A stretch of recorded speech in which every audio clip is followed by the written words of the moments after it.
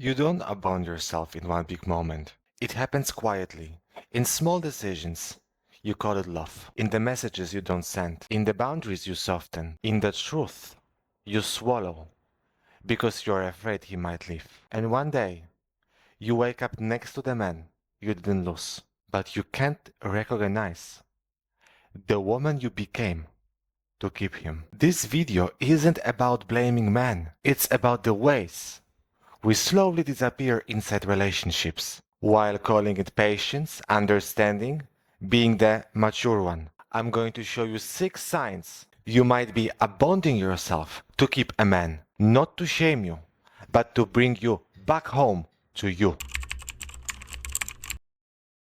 At first, it doesn't feel like editing. It feels like love, being careful, like maturity, like choosing peace. Maybe it starts on a simple evening. You want to tell a story, but halfway through, you see his face, and you shorten it so you don't sound too much. You have an opinion about something he said, but you wrap it in softness so it won't disturb the mood. You type a message, delete half of it, send the polite version instead of the real one. Nothing dramatic, just tiny adjustments. But your body knows. Your throat gets tight before you speak. You laugh a little higher than natural. You check his reactions before you check your own feelings. You leave conversations slightly empty and you don't even know why. You call it being feminine.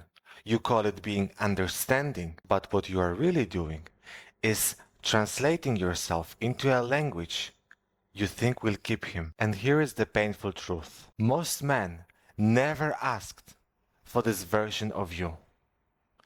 Your nerve system did. It remembered an old belief. Love stays only when I'm easy. Love stays only when I don't create waves. Love stays when I'm pleasant, convenient, controllable. So slowly, you move your personality to the background and bringing forward smaller, softer, representative.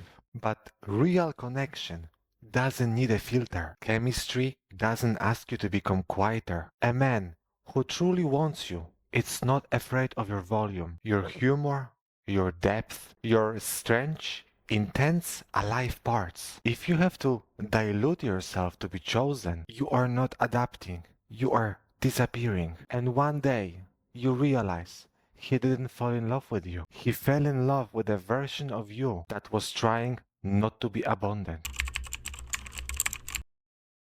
This one is quieter than people imagine. There is no big argument, no dramatic moment, just a slow bending what you once promised yourself. He does something what doesn't feel good. A joke that stinks, a cancellation last minute, a comment about your body, work, your past. Your chest tightens, your intuition reacts immediately, and then you override. You smile, you say it's fine. You tell yourself you are being relaxed, modern, not difficult. You choose connection over truth.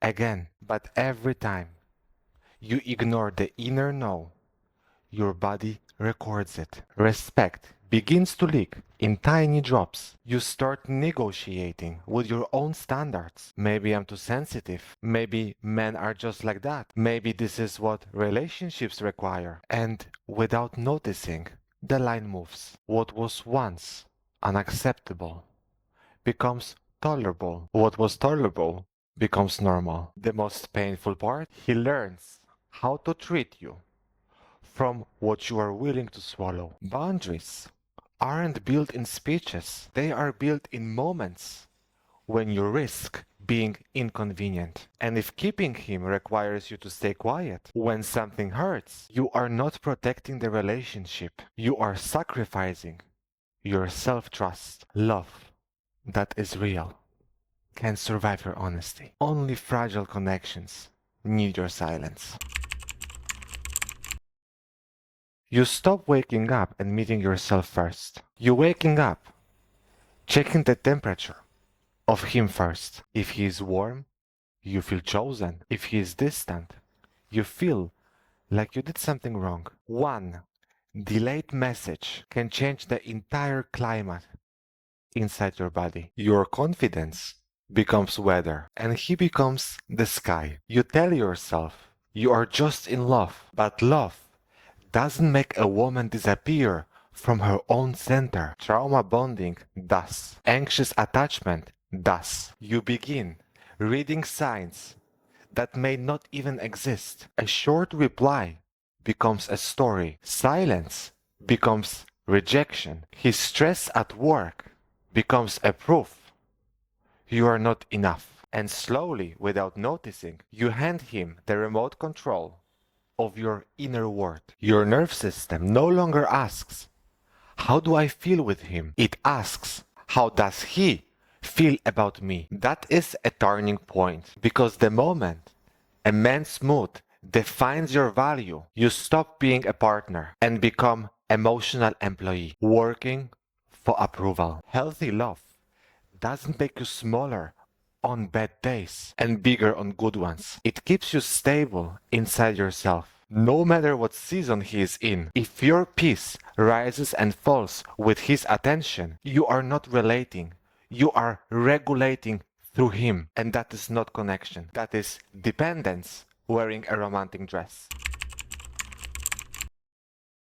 You start loving like you're auditioning. More patience than you actually feel. More availability than your energy can hold. More understanding than he is offering back. You become the woman who adapts first, forgives first, reaches out first, not from abundance, but from fear of losing the role. You tell yourself you're just a good partner, but generosity that comes from anxiety isn't love. It's a strategy. Your body knows the difference. You give compliments, hoping for reassurance. You do favors, hoping for commitment. You stay calm in the situations that hurt, because you believe being easy makes you safer to keep. And slowly the dynamic flips. You stop asking, is this enough for me? And start asking, am I enough for him? Overgiving creates a silent contract. I will shrink my needs if you promise you will not leave. But love doesn't grow from depth. A man doesn't value a woman more because she tolerates more. He values the woman who knows when to stop pouring into places that don't pour back. If you have to earn being chosen every single day, you are not in a relationship. You are in a performance with no applause. You start negotiating with desires you never questioned before. The text you wish they were longer. You tell yourself you don't need them. The reassurance you crave, you name it too much. The effort you secretly hope for, you call it unrealistic. You learn to survive on crumbs and convince yourself you're full. When friends ask what you need from the relationship, your answers get smaller every month. Time together becomes optional. Consistency becomes a bonus. Basic respect becomes something you feel lucky to receive. You build a personality around being the easy woman, the one who doesn't pressure, doesn't ask, doesn't complicate a man's life. But inside, your heart is asking for more. And you're the one telling it to be quiet. Needs don't disappear because you ignore them. They just go underground and turn into resentment, anxiety, or sadness you can't explain. The truth is simple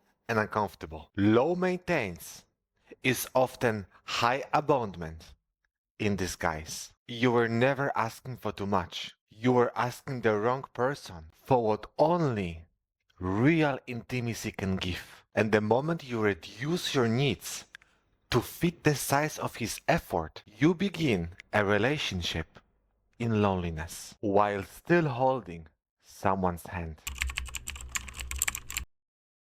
This is where all the other signs meet. You start making choices not from love, but from fear of an ending. You stay in conversations that drain you because goodbye feels scarier than emptiness. You tolerate uncertainty because certainty might mean being alone. You protect the relationship more than you protect your spirit. And slowly the math inside you changes. Losing him becomes a tragedy. Losing yourself becomes negotiable. You forget that before he arrived, you had a voice, a rhythm, a way of loving life. You forget that your peace once belonged to you, not to someone's presence. Love was never meant to cost your identity. A right man doesn't require self-betrayal as an entrance fee. He doesn't ask you to disappear so the relationship can survive. If keeping him demands that you become smaller, quieter, easier to swallow, then the relationship is already asking too much. Real love doesn't feel like walking on the edge of glass. It feels like coming back to yourself while standing next to someone. And the most important question is not, will he stay if I show who I am? But, do I want to stay where I can't be real? Choose the woman you were before fear taught you to shrink.